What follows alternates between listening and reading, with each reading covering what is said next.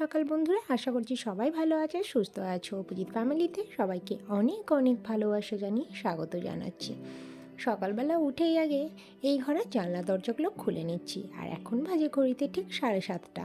তোমাদের দাদাভাই আর মেয়ে কিন্তু এখনও ঘুমাচ্ছে। তোমাদের দাদাভাই উঠতে উঠতে প্রায় 8:30 বেজে গেছে। তো দেখো পায়েরটা ভালো লাগে বেশ, এখনও কিন্তু অনেকে ঘুম থেকে ওঠেনি, দেখতে পাচ্ছ দরজা এখনও বন্ধ। তো প্রাকৃতিক দৃশ্যটা সকালবেলা উঠে না দেখলে ভালো লাগে না। তো অনেকক্ষণ যাবার পর ঘরের কিছু কাজবাজ করে নিয়েছিলাম, যেগুলো স্কিপ করে গেছিলাম কারণ আমার ফোনে চার্জ ছিল না। তো সকালবেলা উঠেই আগে বানিয়ে নিয়েছিলাম পরোটা, আর এই বানানোটা তোমাদের সাথে শেয়ার করতে পারিনি কারণ যে বললাম চার্জ ছিল না ফোনে। আর মেয়েকেও দেখো এই তরকারিটা দিচ্ছি, এটা ঝাল ছাড়া। আর মেয়েকে এইভাবে পরোটা ছোটো ছোটো করে কুচো কুচো করে দিলে ও খেতে ভালোবাসে, আর ওর সুবিধেও হয় খেতে। তো ওকে দিয়ে দেবো 1 গ্লাস দুধ, একটু পরোটা আর এই তরকারি। ও সেটাকে মজা করেই খেয়ে নেবে। আর পরে ওকে অন্য কিছুও খেতে দিই, কারণ ফ্রুটস খায় ও। তারপরে আমি চলে এসেছি, দেখো আমার মেয়ে এখন বসে বসে পড়াশোনা করছে, মানে শুয়ে বেডরুমের মধ্যে। তো তোমাদের দাদা ভাই ব্রেকফাস্ট করে চলে গেছে। তো আমি সেই টাইমে ওকে পড়তে দিয়ে আমি কী করেছি, জামা কাপড় সব কেচে কুচে নিয়েছি। তো কাচার পর ব্যালকনিতে না একদমই জায়গা ছিল না, তো ভাবলাম ঠিক আছে প্যাক ট্যাপ করে দিই, পরে না হয় ছাদে দিতে যাব। কারণ ব্যালকনিতে দেবার পর না জায়গা থাকে না, কারণ নিজেদের জামা কাপড়ও তো দিতে হয় না, তোমাদের দাদাভাইয়ের জামা কাপড়, আমার জামা কাপড়, এগুলো। তো নিজেদের যতটুকু পারি, তোমরা তো সবাই জানো যে নিজের বলতে আর কি আছে আমাদের। যতটুকু একা সংসারে রোজগার করে যতটুকু পারায় ততটুকুই পারছি। নিজেদের লোকের কাছ থেকেও অনেক ধাক্কা খেয়েছি, অনেক অসম্মান পেয়েছি, সব কিছু মুখ বুজে সহ্য করে নিয়েছি। আজকাল দেখেছি সবার পয়সার প্রচুর অহংকার, একটু পয়সা হলেই মানে বেশি অহংকার তাদেরই হয় যারা হঠাৎ পয়সাটা হয়। তো পয়সা একটা কথা বলি, ভিক্ষা করেও কিন্তু পয়সা রোজগার করা যায়, কিন্তু কারোর কর্ম, ব্যবহার আর চরিত্র, এই তিনটে দিয়েই আসল সম্মান কামানো যায়, আসল পয়সা কামানো যায়। তো অহংকার করে কোনো লাভ নেই। পয়সা বইছে বললাম, ভিক্ষা করেও কামানো যায়, আসল কিন্তু চরিত্র ঠিক রাখতে হয়, তার ব্যবহার ঠিক রাখতে হয়, আর তার কাজটাকে ঠিক রাখতে হয়। কর্ম, ব্যবহার, চরিত্র, এই তিনটি জিনিসই মানুষের সবচেয়ে অহংকারের জিনিস, ঠিক আছে? তো সেইটা নিয়ে আমার বলা যে নিজেরা যেমন আছি ভালোভাবেই আছি, শান্তভাবে আছি, সুখে আছি, শান্তিতেও আছি। সুখ, শান্তি, শান্ত পরিবেশ সব কিছু নিয়ে মিলেমিশে ভালোভাবে আছে। তো আর তো কোনো চিন্তা নেই, তাহলে বেকার এইসব ভেবে কী লাভ? তো যাই হোক, এটা বলার ছিল তোমাদেরকে। আর এখন দেখো কথা বলতে বলতে ব্যালকনি জামা কাপড়গুলো শুকোতে দিয়ে এসে বিছানাটা ভালো করে পরিষ্কার করে নিলাম, কারণ এই ঘরের বিছানাটা যা অবস্থা হয়ে থাকে রাত্রেবেলা, মেয়ে তো এ ঘরেই খেলে ঢেলে, আমাদের বেশিরভাগ টাইমটা এ ঘরেই কাটে, সেই জন্য। তো চলো দেখতে থাকো, সাথে থাকো।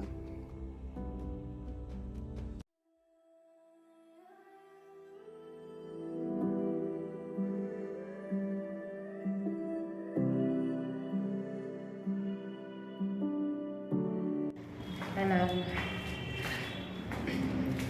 আজ পুরো ফ্ল্যাট ফাঁকা, কেউ নেই, শুধু এই যে পিছনে গ্রিন পর্দা এরা আছে, বাকি সব চলে গেছে, কেউ নেই। আজকে আমরা শুধু আছি, আর নিচে কাকু আছে, আর একদম টপ ফ্লোরে 4তলায় একজন আছে, আর কেউ নেই। তো ছাদে এসেছি, এই যে জামা কাপড়গুলো কাল থেকে শুকায়নি, রোদ নেই, সেই জন্য দিয়ে দিচ্ছি। তোমাদের দাদা ভাইয়ের জামা কাপড় ব্যালকনিতে দেবার পর আর জায়গা ছিল না, তাই বাধ্য হয়ে মেয়ের জামা কাপড়গুলো কিছুটা তো হালকা হালকা শুকিয়েছিল, তাই তুলে নিয়ে চলে এসেছি। আর এখন বাজে প্রায় 10টা বাজে। তো এখন এসছি, আর দেখো আমাদের যে গ্রাউন্ড ফ্লোরের বৌদি আছে, মানে যার জামা কাপড় এখানে মেলা থাকে মেয়ে টেনে দেয়, সেই বৌদি ওর জামা কাপড় তুলতে এসছে, কারণ উনি অফিসে যাবেন। উনি এই 11টা, 10:30, 11টা নাগাদ অফিসে যায়।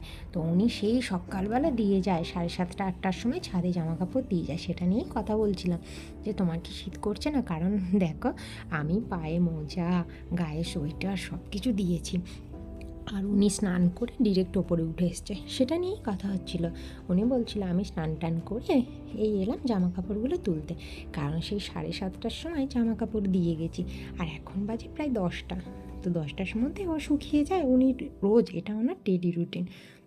তো অনেকক্ষণ ধরে দাঁড়িয়ে দাঁড়িয়ে যখনই দেখা হয় তখন একটু গল্প করি, তো সময়টাও কাটে, আর এখানে আবার ফোন আসতে পুরো জায়গাটা কেটে গেছিলো, আর কোনো ভিডিও করা যায়নি, কারণ নিচে দুধওয়ালা এসেছিলো দুধ দিতে, তো উনি ফোন করছিলো, আমি তো জানতেও পারিনি, আর এখানে ভিডিওটা হয়নি। পরে বাড়িতে এসে দেখলাম। আর তোমাদের দাদাভাই আবার ব্যাগ ঝোলানো ছিল দুধ দেওয়ার জন্য, সেই ব্যাগের মধ্যে আবার বাজার দিয়ে চলে গেছে।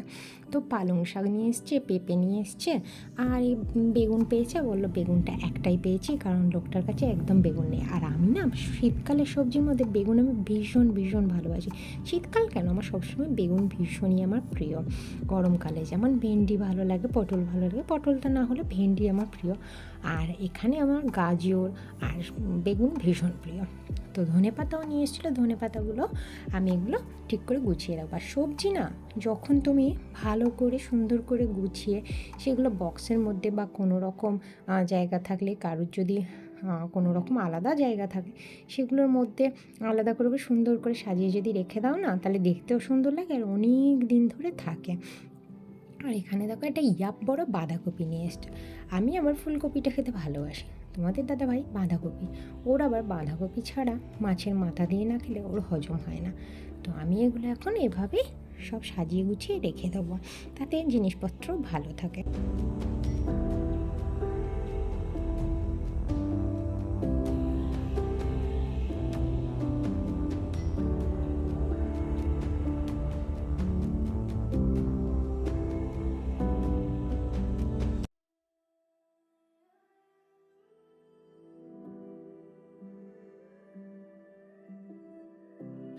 তো আমি এখন চপার বোর্ড নিয়েছি, সবাই ভাববে কিসের জন্য। দেখো ধনেপাতাগুলো আমি এভাবে কেটে নিয়েছি, কারণ আগে ধুয়ে নিয়েছি, ভালো করে ধুয়ে একটুখানি জলটা ঝরিয়ে নিয়েছিলাম। আর নেবার পর আমি এখানে ভালো করে ছুরি দিয়ে এগুলোর এই যে ডাঁটিগুলো আছে না, শেকড়, এগুলোকে কেটে নিলাম। নেবার পর এগুলো বক্সের মধ্যে রেখে দেবো, তাতে কি থাকে বলো তো, অনেক অনেক সুন্দর তাজা হয়ে থাকে। এইগুলো ধনেপাতাগুলো তাজাও হয়ে থাকে আর অনেক ফ্রেশ লাগে, বেশ সুন্দর। মানে অনেক সময় দেখবে ধনেপাতা এমনি চুপড়ির মধ্যে রেখে দিলে বা আদার্স অন্য জায়গায় রেখে দিলে অনেক তাড়াতাড়ি শুকিয়ে যায়, বেশি দিন যায় না, শুকিয়ে যায়, পচে যায় অনেক সময়। কিন্তু যে কোনো বক্স, আমি ধরো এটা এমনি বক্স নিয়ে এরম বক্স নিয়েছি, তো কারুর কাছে যেরকমই বক্স থাকুক না কেন, তারা যেরম বক্স থাকবে সেরম বক্সেই রেখে দেবে, কিন্তু সেটা টাইট বক্স থাকা দরকার, রেখে দিলে দেখবে তাজা থাকে। তো রান্না করার সময় কেটে রাখলাম, যখন সুবিধে হয়, যখনই রান্না করবো তখনই টুকটুক করে দুটো তিনটে যখন যতটা লাগবে ততটা নিয়ে নিতে পারবো, কাটার ঝামেলা থাকবে না, তাতে কাজ করতে আমার সুবিধে হবে। আমি সব সময় চাই যতটা সময় আমার বার করা যায়, যত সময় বার করবো সেই সময়টা আমি আমার সন্তানের সাথে আমার নিজের পড়াশোনার প্রতি দিতে পারবো। আর এখানে দেখো নিয়েছি আমি এটা একটা লাড্ডুর বক্স, এতে করে লাড্ডু এনেছিল তোমাদের দাদাভাই। তো সে বক্সটা আমি ফেলবো কেন, বাঙালি আছি বাবু, তো এত তো একটু মানতেই হবে, মানে মানতে হবে মানে কিপটা মতো একটু করতেই হবে, আমরা বাঙালিরা কোনো জিনিস সহজে ফেলি না। তো লাড্ডুর এই বক্সটাকে কাজে লাগিয়ে নিয়েছি। তো আমি এরকমই করি, যে কোনো জিনিস কাজে লাগিয়ে নিই, সেটা যদি কাজে লাগানোর জিনিস হয়ে থাকে। তো এটাকে আমি লঙ্কার বক্স হিসেবে ইউজ করি। এখানে লঙ্কার বোটাগুলো ছাড়িয়ে রাখলাম, তাতে লঙ্কা অনেক দিন ধরে তাজা থাকে আর ভালো থাকে। তো আমি এভাবেই সংসারটাকে গুছিয়ে সব জিনিসটা করতে ভালোবাসি, তাতে আমার ভালোও লাগে। তো দেখো বাঁধাকপির এখানে পকোড়া বানিয়েছি, আর এখানে ডাল সেদ্ধ করেছি পেঁপে দিয়ে, আর করেছি মাছের ঝোল। আজকের দুপুরে এটুকুই। আর যেহেতু বৃহস্পতিবার, সেহেতু হচ্ছে কি পুজো করে নিয়েছি, তো ঠাকুরের দর্শন দিয়ে শুরু করেছি, ঠাকুরের দর্শন দিয়ে শেষ করছি। আর যদি ভালো লেগে থাকে আমার ব্লগটা, অবশ্যই লাইক কমেন্ট শেয়ার করে দেবে, সাবস্ক্রাইব করতে ভুলবে না। এভাবেই পাশে থাকবে, সাথে থাকবে। চলো আজকে তো টাটা, সবাই ভালো থেকো, সুস্থ থেকো।